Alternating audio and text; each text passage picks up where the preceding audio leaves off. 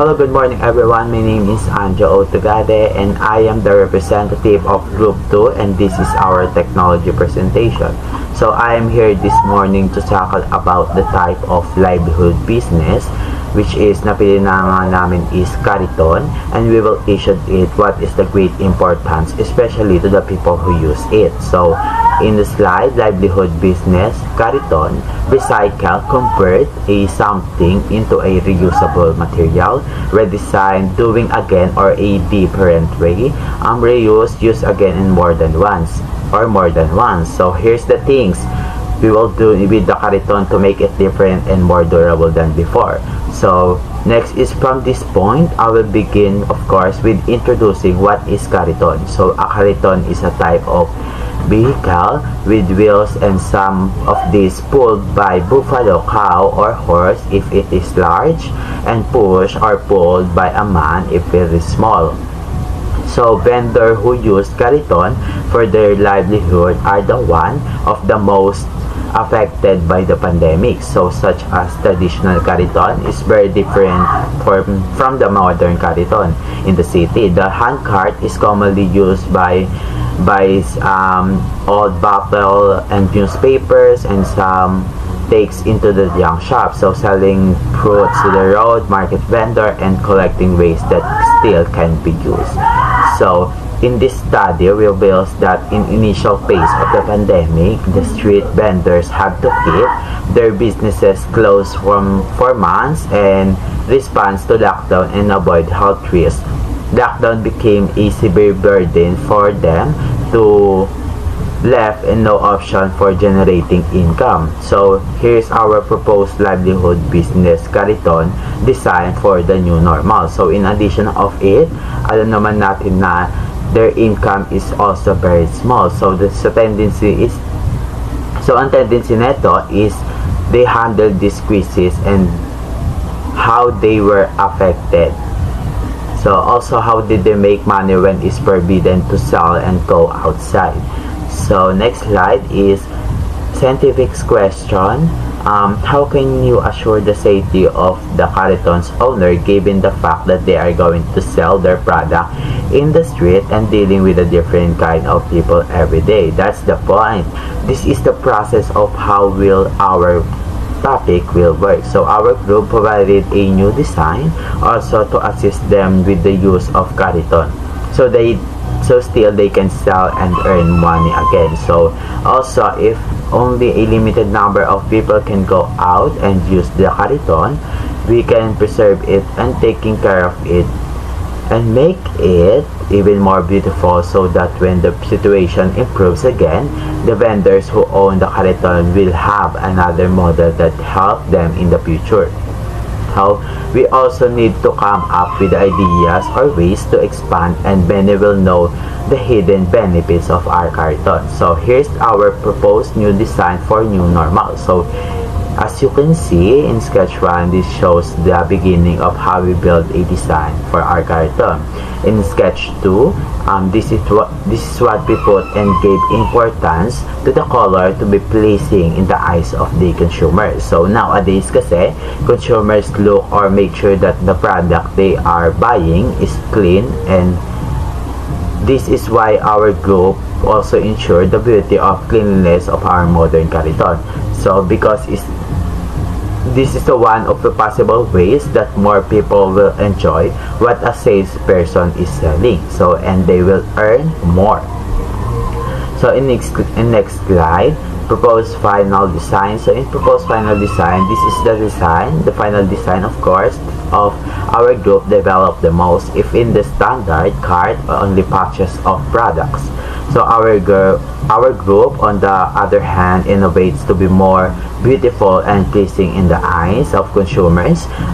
This type kasi na cart can be sold and can be hung on the side of the road if the salesman want to rest and just wait for the customer.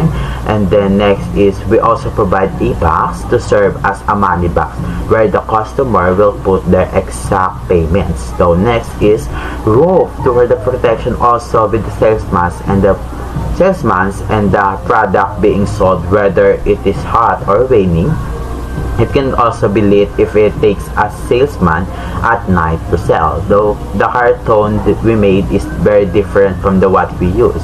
So, or what we see on the road, because the design of our carton is more compatible than before.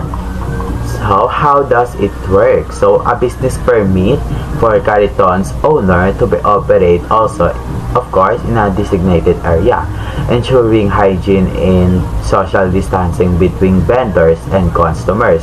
So, wearing proper clothing such as hairnet, face mask, and facial gloves, apron when preparing food. And next is all of the foods, goods should be properly sealed and displayed to avoid contamination. Every stall should have at least an alcohol standard bins. And next is random inspection twice a month to maintain order. And street vendors must respect each other and get along with them.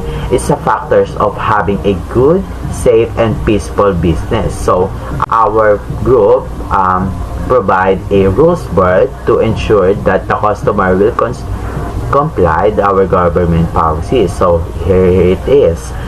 Keep your distance, make sure always keep your hands clean, always wear face mask, use hand sanitizer or alcohol first before touching our product. Avoid human contact payment transaction, does not things unless necessary. So next slide is, this is our hypothesis for this technology sharing. When the pandemic began, many vendors lost their jobs and their simple Cariton for making money has turned into a dump and the other have become depleted. So in the case of, we provide a new design that will help the vendors use the Cariton again despite the pandemic to sell goods and earn money. So here's our micro and macro level. When we say micro, it refers to a small scale, while macro, it refers to large scale interaction to our technology sharing. So in our macro level, there is three: government, environment, and protocols. So government, they are one who made rules, instructions, and implement regulations in such areas.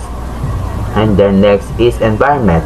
It should be free in pollution, to have clean place to occupy. Next is protocols. It is necessary to follow the protocol to sanitize the hands, to maintain the cleanliness and prevent the spreading of the virus. Micro level, we have three: vendor, family, and consumers. In vendor, at the first, they are main beneficiaries of our proposal, and they are the ones who are affected when the COVID-19 comes out. Next is family, should have a source of income during this pandemic. Even if small business, they all buy all of their necessities. So next is consumers. Their safety must be ensured when they buy on the product. So our conclusion provide a reason why a topic or idea should be done, because we think that poverty or the unemployment that the country is facing right now, many had come up in a different useful and feasible ways on how to earn in a living order to survive in their everyday lives. So let's face the fact that many people didn't undergo and didn't had a chance to go in a formal education because of financial issues, and that is the one reason why it is hard for them to find a job to sustain their daily needs in life. So for us, for our group, the reason why the topic should be done, because this is the topic of all vendors who use the card to sell. During this pandemic, many people were affected, especially to those who were not allowed to go out. In the past, when there was no pandemic, many people used card to sell, and the others were just patients because it was broken and then had little income and not enough income to prepare this Cariton. This pandemic will help others who are selling to upgrade and come up with the new models and design of Cariton, so that when they make sales, they can use something new and can attract also the people. So that would be all. Thank you for all. Thank you all for being here today and taking the time to patiently listen to what I had to say. I wish you all the best. Again, I am Anjo Otogade and I am the representative of Tuk Tuk.